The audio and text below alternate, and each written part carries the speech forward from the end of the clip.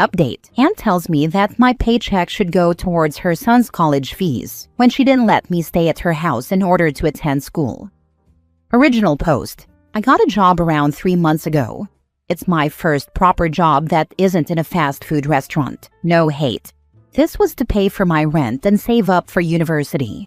I live away from my parents because I go to an international school in another city. As per custom in the country I live in, and to show gratitude, I gifted my first paycheck to my parents. It wasn't much, but I could see that they appreciated it, and we were all happy. This lasted for about 10 minutes. My mother then decided to go on the family group chat to tell everyone. No blame on her, I understand.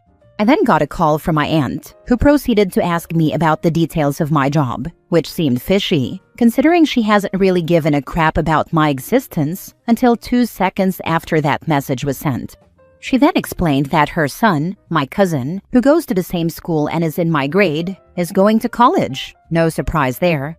And that I, as someone with a source of income and as a family member, should pay part of his school fees using my next paycheck, because according to her, I'm part of the family and should support him.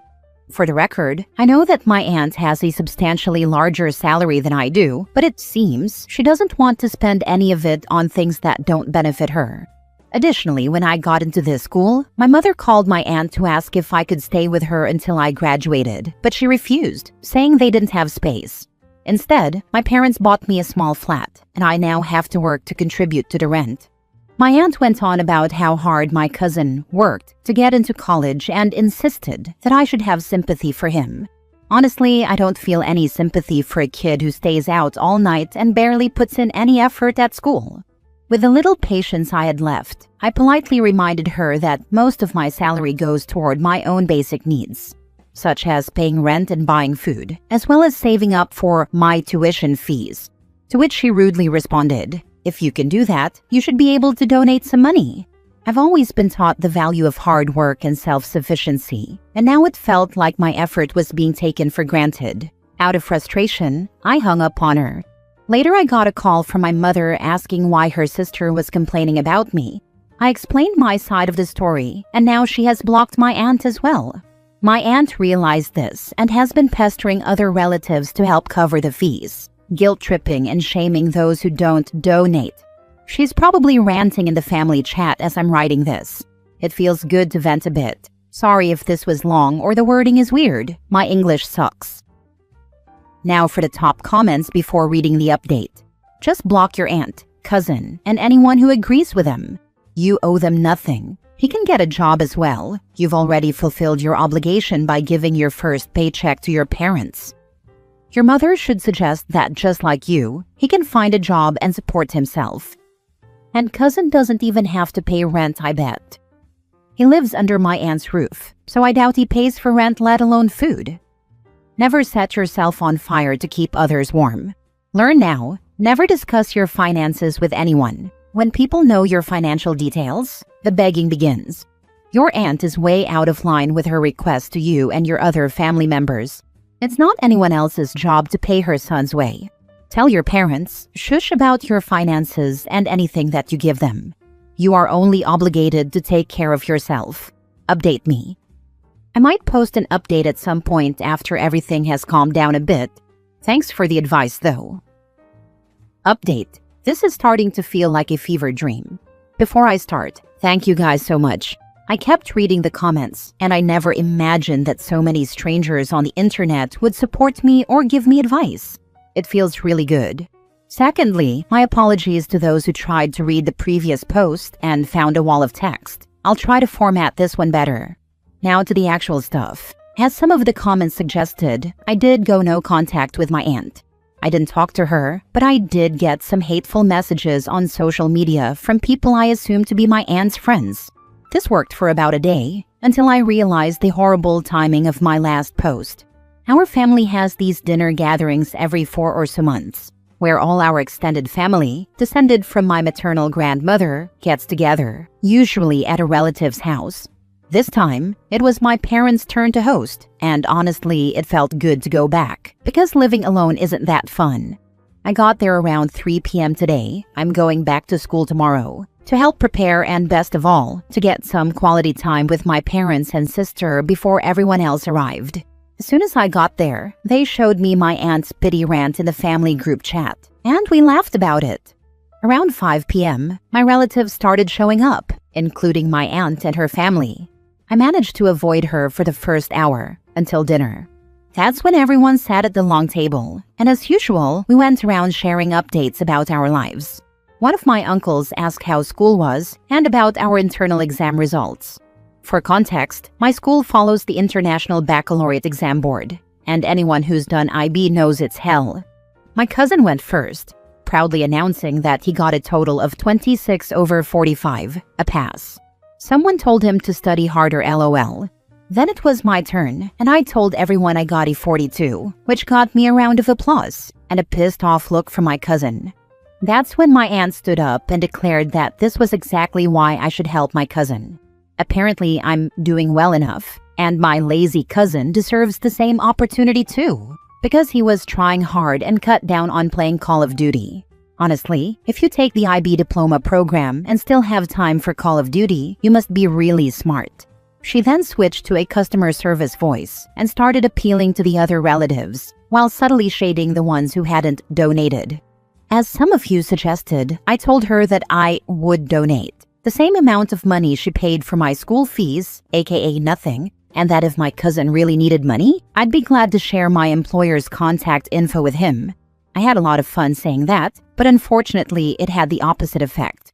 My aunt went ballistic, shouting that my mother had raised a heartless and stupid child, and that I was now old enough to be a breadwinner for the family, which apparently includes her. This pissed off my dad, who dragged my aunt into another room, but we could still hear him yelling that she shouldn't be dependent on other people.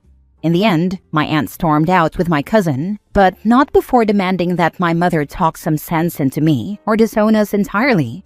This all happened about an hour ago. As I'm writing this, my aunt is ranting in the group chat, saying that if I ever get a scholarship, it should go to my cousin, and that I should pay for my tuition myself. I don't think that's how scholarships work. P.S. No hate to my cousin. To be fair, he didn't demand anything from me. I think he's just annoyed that I got the better score. I don't think he's stupid. I just think he's devoted all his brain power to Call of Duty. If she does anything else delusional and Reddit-worthy, I'll post another update. How did your other relatives react to your aunt's demands? Some of them blocked her, some of them screamed into their phone, and some crazy ones actually gave money. Well, now you can all tell the aunt to go after the ones who gave her money and to leave you alone. And she's the well-off aunt if I remember the original post correctly. Sounds like someone needed to get hit with a slipper as a child. Good on you for standing your ground and your family for backing you up.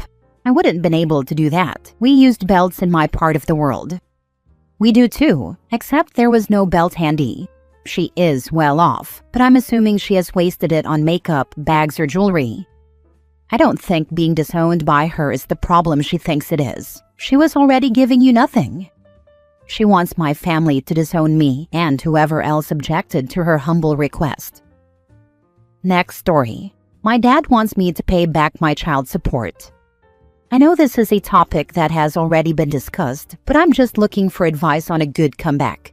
My dad, 59, recently started making comments about how, now that I'm earning more money, I should be able to pay back the child support he paid over the years. It started small, little remarks like, "You're going to need a big income to pay back all that child support."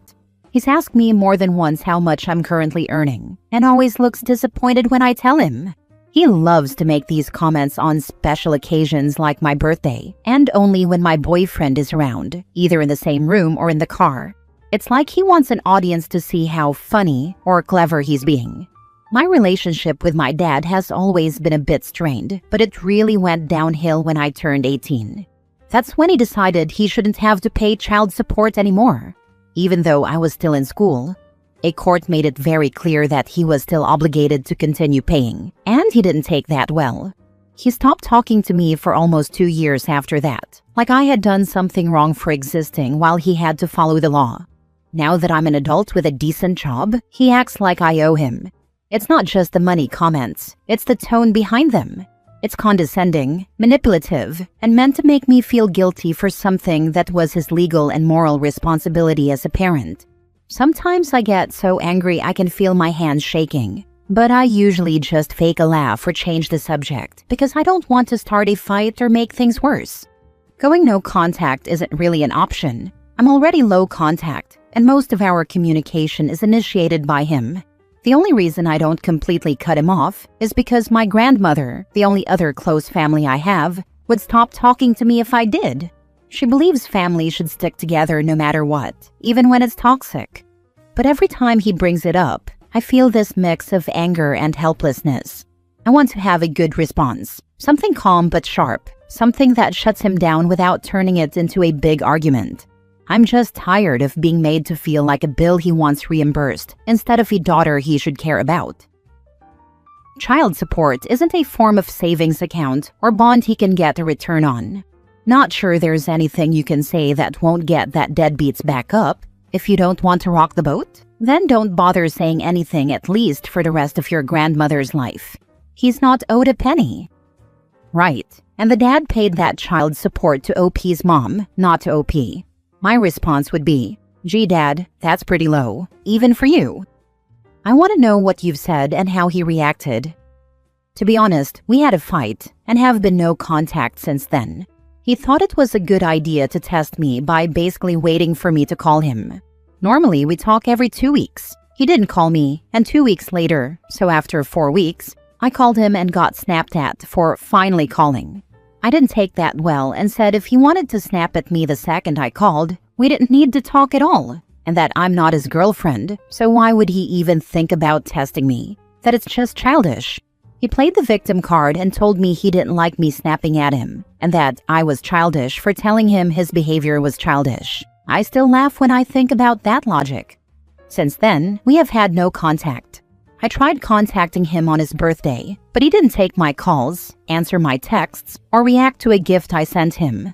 I'm furious because he took the decision from me of going no contact. I've been debating it for years, but now I'm at a point where I think, good riddance. Last story. My grandma is surprised that I don't want her attention after ignoring me for most of my life. To give you a little context on the kind of relationship my grandmother and I had, for 20 years she spelled my name wrong. Every card that was sent had my name spelled wrong. On my 21st birthday, she sent me a card that had my name spelled correctly, and I, along with my mother, was so shocked that we were wondering if she had actually sent the card. Growing up, my grandma was really close to one of my cousins. I'll call him Mike. I just assumed it was because she and Mike lived close, while I only got to see my grandma on holidays or family vacations, so like once or twice a year. The moment that made things click for me was when I was around 12 and we were taking a family vacation. We decided to go to a museum specifically for a Native American exhibit. As my grandma says, we are Native American, literally no evidence of that. But once we got to the gift shop, my grandmother bought herself and Mike matching necklaces. I remember feeling very bad and left out. So I asked her if I could get something to match with her as well, and to summarize, she said, "Oh well, it's just a thing with Mike and me. We really bond over our Native American heritage. You don't know much about it, so it wouldn't make sense to buy you something."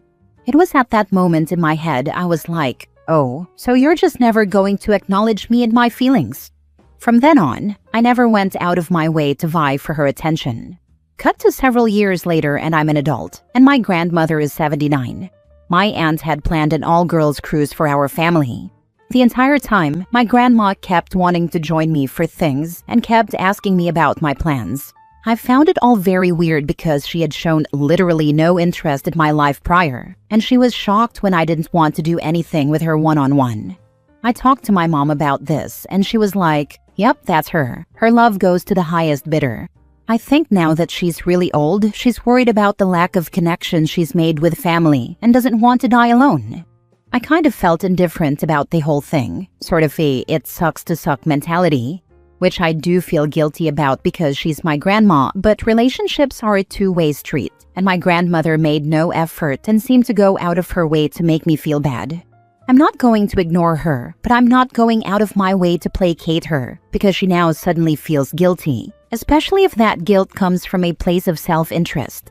Edit. I just wanted to add some positivity to this mess. I have been building a relationship with my grandmother on my dad's side. The only reason we weren't close is because my parents divorced when I was a baby, and my grandmother lived on the other side of the country, so it was hard for us to communicate and see one another. Now I talk to her regularly, and she is super supportive and sweet. She always ends her messages with, "I love you, and remember you can always call your grandmother if you need anything." And it's very clear she doesn't have favorites. She loves all of us grandbabies equally, even the ones not related by blood. I also had a relationship like this with my grandmother. She was a delight to her favorites, and cold and distant to the ones she was less fond of. I was a favorite, but then as a teen I had much younger cousins who didn't see through her, so I was dropped and forgotten about.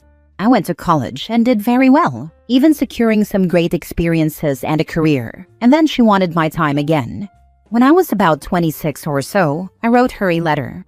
I told her that I was not interested in humoring her for attention, and that she was a cruel woman masquerading as pious. She was a devout Catholic. I told her that, to me, our relationship was over, and she had no need to entertain the idea of access to my life. We didn't talk again. She passed maybe 10 years ago, and while I was sad for my father and his siblings, I held no real emotional attachment to her. The only people who have access to me and my heart are the ones I allow to have it. Your last paragraph is almost word for word how I tried to explain to my dad about my relationship with his mother.